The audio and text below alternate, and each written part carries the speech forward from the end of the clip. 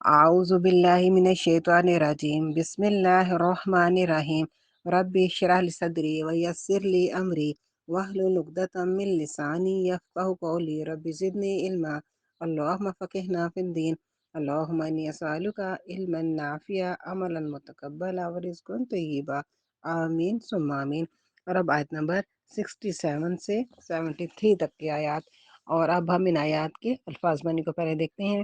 وَإِذْ اور جب قالا کہا موسیٰ لقومہ اپنی قوم سے، انا بے شک اللہ یأمرکم تمہیں حکم دیتا ہے، ان کے تذبحوا تم ذبح کرو، بقرۃ ایک گائے۔ قالوا وہ کہنے لگے، اتتخذنا کیا تم کرتے ہو ہم سے ہزوا مذاق۔ قالا اس نے کہا، اعوذ میں پناہ لیتا ہوں باللہ اللہ کی، ان کے اکونا ہو جاؤں من الجاہلین جاہلوں سے۔ قالوا انہوں نے کہا، ادعو دعا کریں، لنا ہمارے لیے، رب کا اپنا رب، یبین بتلائے، لنا ہمیں، ما ہیا کیسی ہے وہ۔ قالا اس نے کہا، انہو بے شک وہ، یقولو فرماتا ہے، انہا کہ وہ، بقرۃ گائے، لا فارض نہ بوڑھی، ولا اور نہ بکر چھوٹی عمر، اوان جوان، بینا درمیان، ذالکا اس، فافعلوا پس کرو، ما جو تؤمرون تمہیں حکم دیا جاتا ہے۔ قالوا انہوں نے کہا، ادعو دعا کریں، لنا ہمارے لیے، ربا کا اپنا رب، یبین وہ بتلا دے، لنا ہمیں، ما کیسا، لونہا اس کا رنگ۔ قالا اس نے کہا، انہو بے شک وہ، یقولو فرماتا ہے، انہا کہ وہ، بقرۃ ایک گائے، صفراء زرد رنگ، فاقع گہرا، لونہا اس کا رنگ، تسر اچھی لگتی ہے، ناظرین دیکھنے والے۔ قالوا انہوں نے کہا، ادعو دعا کریں، لنا ہمارے لیے، ربا کا اپنا رب، یبین وہ بتلا دے، لنا ہمیں، ما ہیا وہ کیسی، انا کیونکہ، باقرہ گائے، تشابہ اشتباہ ہو گیا، علینا ہم پر، وَإِنَّا اور بے شک ہم، ان اگر شاء چاہا اللہ لمہتدون ضرور ہدایت پا لیں گے۔ قالا اس نے کہا، انہو بے شک وہ، یقولو فرماتا ہے، انہا کہ وہ، بقرۃ ایک گائے، لا ذلول نہ سدھی ہوئی، تثیر جوتتی ہے ارضا زمین، ولا اور نہ تسقی پانی دیتی ہے، الحرث زمین، مسلمۃ بے عیب، لا نہیں، شیعتا کوئی داغ، فیہا اس میں۔ قالوا وہ بولے، الآن اب،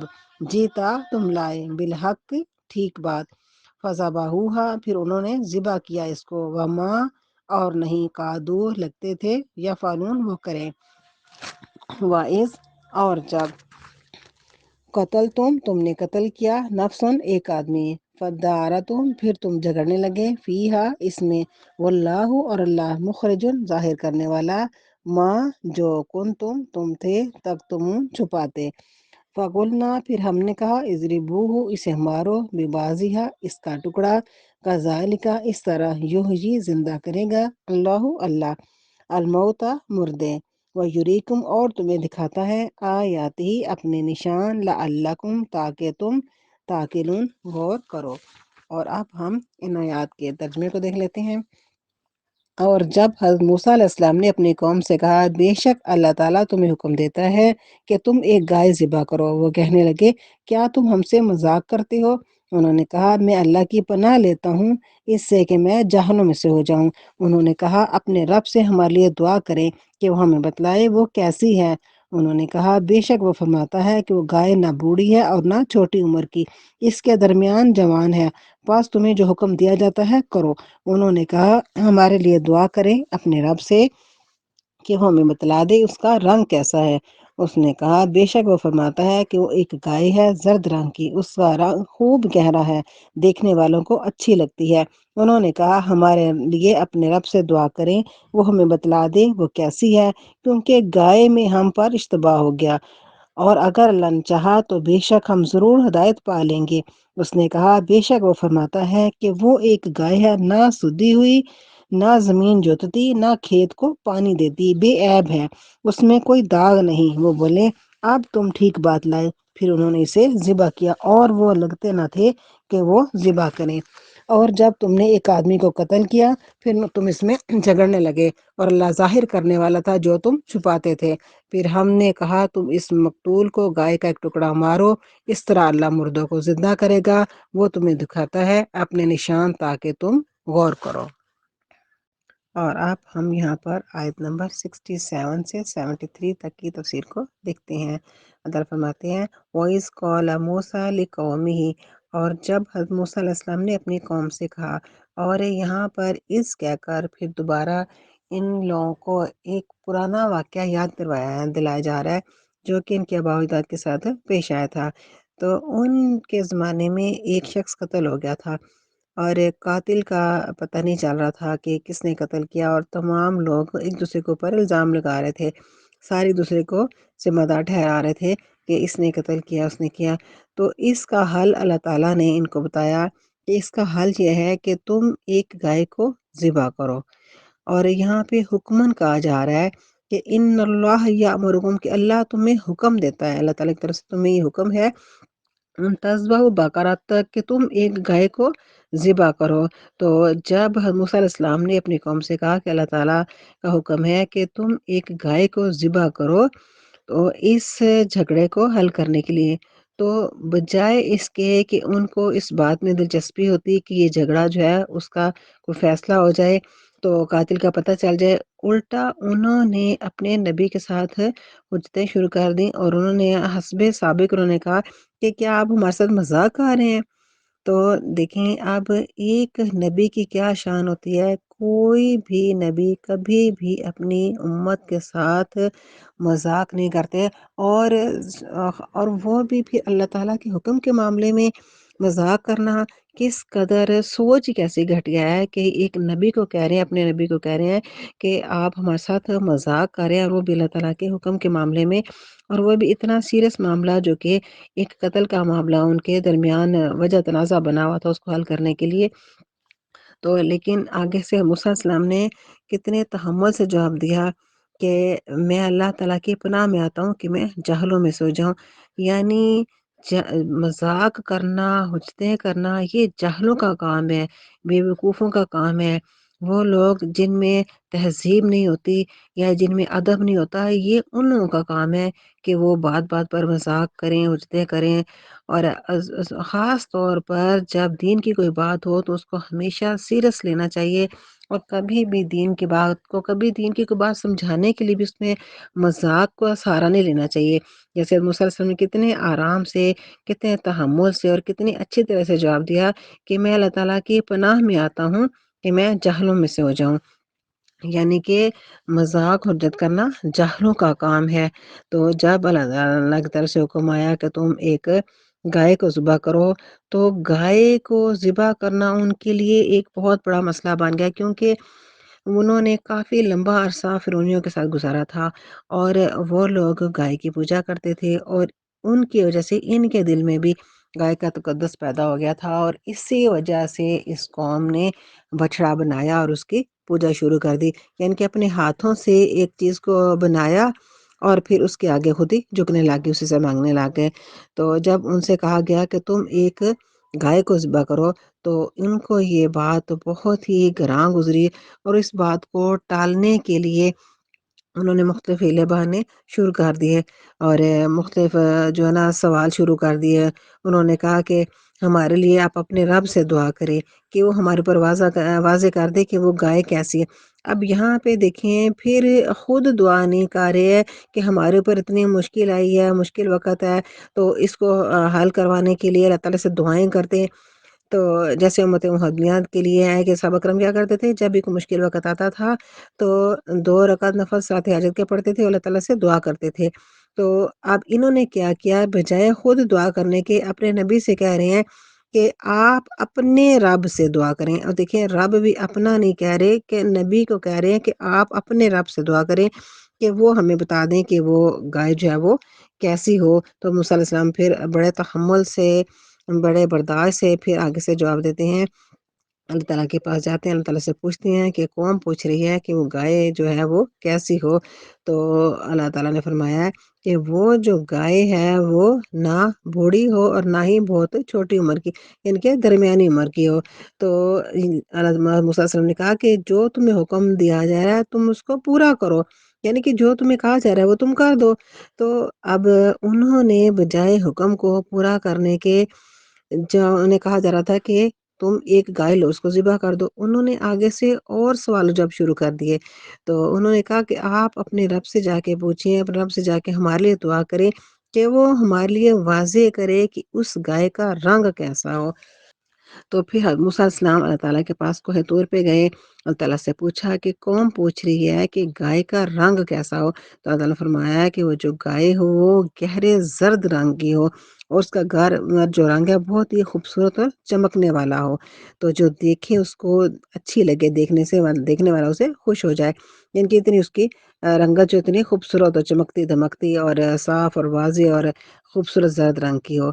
تو جب انہوں نے آ کے یہ کہا کہ اللہ تعالیٰ نے یہ فرمایا کہ وہ گائے اس رنگ کی ہو، اس طرح کی ہو، تو بجائے پھر ایسا کرنے کے کہ اس رنگ کی کوئی گائے لیتے تو ذبح کر لیتے، انہوں نے پھر آگے سے سوال جواب شروع کر دیا کہ آپ اب پھر جائیں اپنے رب کے پاس اور جا کے ان سے کہیں کہ ہمارے لیے واضح کر دیں۔ ابھی بھی ہمارے پاس جو بات ہے وہ ہمارے پاس واضح نہیں ہوئی، ابھی بھی ہمیں صحیح طرح نہیں پتہ چلا کہ وہ کون سی گائے ہے، ابھی بھی ہم شک و شبہ میں ہیں، تو آپ مزید جا کے ہمارے لیے اس گائے کی وضاحت پتہ کر کے آئیں، پوچھ کے آئیں۔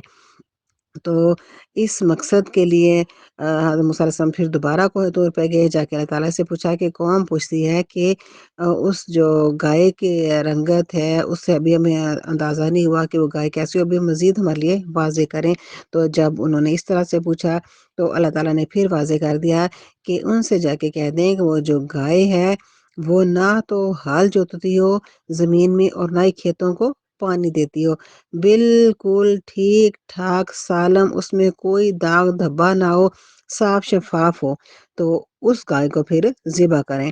تو جب اس طرح سے موسیٰ علیہ السلام نے آ کے بتایا کہ اب اللہ تعالیٰ نے اس کی یہ نشانیاں بتائی ہیں، تو پھر انہوں نے اس گائے کو ذبح کیا۔ طرف ہم آتے ہیں کہ وہ لگتے نہیں تھے کہ وہ حکم مانیں گے، کیونکہ جس نے بات ماننی ہوتی ہے، جب اس کو کوئی بات کہا جاتا ہے، کوئی کام کہا جاتا ہے تو وہ فوراً اس کو کر لیتا ہے، لیکن اتنے سوال و جواب وہی کرتا ہے کہ جس کی بات کو ماننے کی نیت نہیں ہوتی، عمل کرنے کی نیت نہیں ہوتی۔ اس لیے صرف بات کو ٹالنے کے لیے ہیلے بہانے کرنا اور فضول قسم کے لا یعنی سوال کرنا صرف بات کو ٹالنے کے لیے ہوتا ہے، یا دوسرے کو زج کرنے کے لیے کہ اگلا جو تنگ آ کے وہ ہٹ جائے، بات کو چھوڑ دے، تو اس کو اتنا زج کیا جائے کہ وہ اس بات کو چھوڑ دے، تو یا پھر دوسرے کو جو ہے نا شرمندہ کرنا اور ہیلے بہانے کرنا اور بات سے بچنے کی کوشش کرنا۔ تو یہ ساری حرکتیں جو ہوتی ہیں وہ عمل نہ کرنے کے لیے ہوتی ہیں، اور کہا جا ان باتوں سے میں کیا سمجھایا جا رہا ہے کہ ان کے جو سوال تھے، جس طرح کے وہ بے تکے سوال کر رہے تھے، فضول سوال کر رہے تھے، بے مقصد سوال کر رہے تھے، تو کبھی بھی دین کے معاملے میں بے مقصد سوال نہیں کرنا چاہیے۔ ہمیشہ جتنی بات ہو، جتنی سنی جائے اس کے مطابق عمل کر لینا چاہیے، کیونکہ جب انسان زیادہ سوال کرتا ہے تو اس کے اپنے لیے مشکل ہوتی ہے، وہ خود ہی جو ہے نا وہ مزید آگے سے آگے پھنستا رہتا ہے۔ تو جب انہیں شروع میں کہا گیا تھا کہ کوئی بھی گائے لو تو ذبح کر دیتے، تو کوئی بھی گائے لیتے ذبح کر دیتے، انہیں کوئی خاص قسم کی گائے تو بتائی نہیں گئی تھی، تو وہ ایسا کر دیتے تو ان کا حکم پورا ہو جاتا، لیکن انہوں نے جو ہے نا وہ خود خرید شروع کر دی، یعنی کہ انہوں نے ہیلے بہانے شروع کر دیے، تو سوال در سوال شروع کر دیے، تو جس کے نتیجے میں یہ ہوا کہ اللہ تعالیٰ کی طرف سے پھر شرطیں لگتی گئیں، تو پھر ایسی گائے جو نا کہ ان کو تلاش کرنا ہی مشکل ہو گیا کہ ایسی گائے ہو جس کو وہ ذبح کر، جس میں یہ ساری نشانیاں ہوں، تو پھر اس کو جو ہے نا وہ قبول کیا جائے گا۔ اور یہ جب انہوں نے اتنی باتیں کی، اتنے سوال جواب کیے، تو پھر اللہ تعالیٰ نے ان کو ایک ایسی گائے کے بارے میں بتا دیا کہ جس کی اس زمانے میں پرستش کی جاتی تھی، ایک سنہری رنگ کی گائے کی پرستش وہ لوگ کرتے تھے، تو بتا دیا گیا کہ اس گائے کو ذبح کرو۔ تو اگر ایسا نہ ہوتا تو کبھی بھی اس مشکل میں نہ پڑتے، لیکن کیا تھا کہ یہ ان کی آزمائش تھی، اور یہ جو ان کی دل میں گائے کا تقدس پیدا ہوا تھا، اس کو بھی مٹانا تھا، اس کو بھی ختم کرنا تھا۔ تو ان کے جو ہمسایہ قوم تھی اس کے ساتھ رہتے رہتے ان کے دل میں بھی گائے پرستی کا جو مرض تھا وہ ان کو لگ گیا تھا۔ تو اس لیے ان کو حکم دیا گیا کہ گائے کو ذبح کریں۔ تو اس سے ان کے ایمان کا امتحان بھی تھا کہ اگر وہ واقعی اللہ تعالیٰ کو معبود مانتے ہیں اور صرف اللہ تعالیٰ کو مانتے ہیں، اللہ تعالیٰ کے سوا کسی کو معبود نہیں مانتے، تو پھر جو ہے نا ان کا یہ جو عقیدہ ہے کہ وہ جیسے بت پرستی میں لگ گئے تھے، اللہ تعالیٰ کے علاوہ دوسروں کو انہوں نے معبود بنانا شروع کر دیا تھا، تو اس کو ختم کیا جائے اور اس عقیدے کے وہ خود توڑیں اور اپنے ہاتھ سے اس معبود کو توڑیں، اس کو جس کو انہوں نے اپنے دل میں جو ہے نا وہ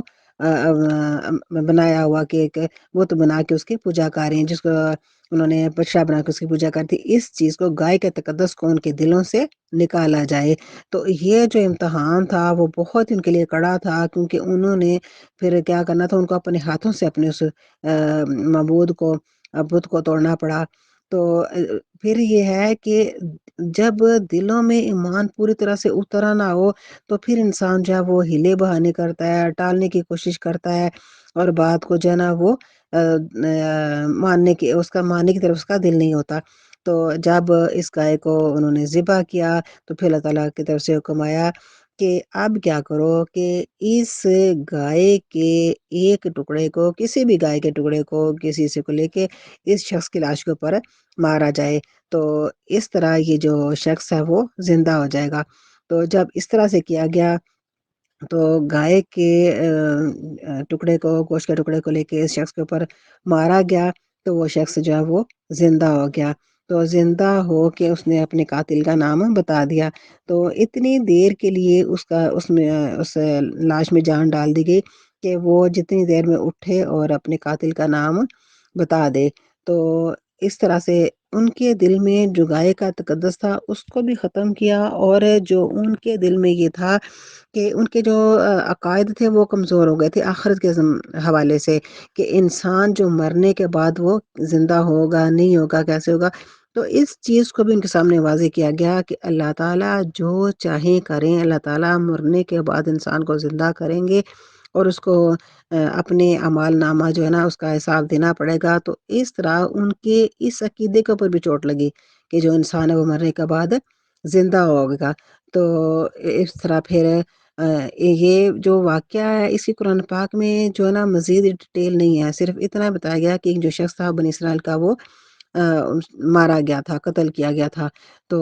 موسیٰ علیہ السلام کے پاس اس کی شکایت آئی تھی کہ اس کے قاتلوں کو پکڑا جائے۔ تو اس موقع پر موسیٰ علیہ السلام نے اللہ تعالیٰ کے حکم سے یہ کہا تھا کہ ایک گائے لو، اس کو ذبح کرو۔ تو جب اس کو ذبح کیا گیا تو اس کے گوشت کا ایک ٹکڑا جو تھا، کہا گیا کہ اس کو مقتول کے اوپر مارو۔ جب مارا گیا تو جو مقتول تھا وہ زندہ ہو گیا، تو اس نے اٹھ کے اپنے قاتل کا نام بتا دیا۔ تو اس کا ایک فائدہ یہ بھی ہوا کہ جو قاتل تھا اس کو وہ پکڑا گیا اور اس کو کوئی بہانہ بنانے کا موقع نہیں ملا، کوئی بچنے کا موقع نہیں ملا، کسی دوسرے کے اوپر الزام لگانے کا موقع نہیں ملا، کیونکہ یہ اللہ تعالیٰ کی طرف سے سارا فیصلہ ہو گیا تھا۔ اس کے لیے پھر بھاگنے جو دوسروں کے الزام لگانے کے جو سارے راستے تھے وہ بند ہو گئے۔ اور اللہ تعالیٰ کا جو قدرت ہے زندہ کرنے کا، مردوں کو زندہ کرنے کا جو عملی مظاہرہ وہ بھی لوگوں کے سامنے ہو گیا، اور لوگوں کی یہ زبانیں بند ہو گئیں کہ جو دوسری زندگی ہے مرنے کے بعد ہے کہ وہ ناممکن ہے۔ تو اس چیز کو بھی لوگوں کے دلوں سے اس کو بھی مٹایا گیا۔ تو یہ جو واقعہ ہوا تو اس کے بعد ہی غالباً یہ بات بنی اسرائیل میں پھیلی ہے کہ جب کوئی ان کے شخص مقتول پایا جاتا ہے، قاتل کا پتہ نہ چلے، تو ان کے ہاں ایک رسم ہے کہ ایک گائے ذبح کر کے اس پر ہاتھ دھوئے جاتے ہیں اور قسم کھائیں کہ ہم کہا جاتے ہیں کہ ہم نے اس کو قتل نہیں کیا۔ تو لیکن یہ جو واقعہ ہے یہ ان کی اپنی کتابوں میں بھی پایا جاتا ہے، لیکن اس میں یہ نہیں انہوں نے ذکر کیا کہ کس کس طریقے سے بنی اسرائیل نے ہیلے بہانے کر کے سوال کر کے اپنے نبی کو کس عزیز کیا، اور کس طرح گائے کو ذبح کرنے سے انہوں نے ٹال مٹول کیا اور بہانے بنائے، یہ چیز ان کے کتابوں میں انہوں نے نہیں لکھی۔ تو اللہ تعالیٰ نے قرآن پاک میں اس چیز کو وضاحت سے بتایا ہے۔ تو یہ ساری باتیں بتانے کا مقصد کیا ہے کہ دیکھو جب اللہ تعالیٰ کا کوئی حکم آئے تو اس کو بغیر ہلے بہانے کے، بغیر ٹال مٹول کے اس کو مان لو کہ اللہ تعالیٰ کا حکم ماننے میں انسان کا اپنا فائدہ ہے۔ تو یہ جب اس گائے کو ذبح کیا گیا، ایک تو اس گائے کا جو تقدس تھا لوگوں کے دلوں میں، اس کو مقدس مانا جاتا تھا، وہ ختم ہوا۔ تو جو ایک ان کا اتنا بڑا جھگڑا تھا مردے کے اوپر کہ اس کو کس نے قتل کیا، ایک دوسرے کے اوپر الزام لگا رہے تھے اور لڑائی جھگڑا آ رہا تھا، وہ ختم ہو گیا۔ اور پھر جو انسانوں کے، لوگوں کے دل میں یہ بات بیٹھ گئی تھی کیونکہ اور آخرت کے حوالے سے جو ان کا دل میں تھی غلط فہمیاں، وہ دور ہو گئیں کہ انسان کو اللہ تعالیٰ مرنے کے بعد اس طرح سے زندہ کریں گے۔ تو یہ ساری جو تھیں باتیں، ایک گائے کو ذبح کر کے بجائے کہ ان کے اوپر کوئی وبال آتا کہ ہائے انہوں نے کیا کیا، ایک اپنے معبود کو انہوں نے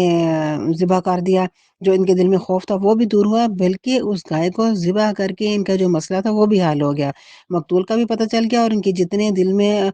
تھے برائیاں یا غلط فہمیاں یا جو کچھ بھی تھا، ان کا بھی ازالہ کیا گیا۔ تو یہ ساری باتیں کیا بتاتی ہیں کہ اللہ تعالیٰ کا جب حکم آئے تو اس کو بلا چون چرا مان لیا جائے۔ اللہ تعالیٰ کا حکم ماننے میں انسان کا اپنا فائدہ ہے،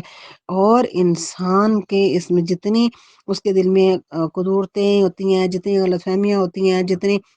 اس کے دل میں نہ شکریہ نہ قدریں ہوتی ہیں، اللہ تعالیٰ کا حکم ماننے سے وہ ساری کی ساری نکل جاتی ہیں، اور انسان جو ہے اس کو اللہ تعالیٰ کا قرب حاصل ہوتا ہے، اس کے مسائل حل ہوتے ہیں، انسان کے لیے آسانیاں ہوتی ہیں۔ اللہ تعالیٰ ہم سب کو عمل کرنے کی توفیق عطا فرمائے۔ وما علینا البلاغ۔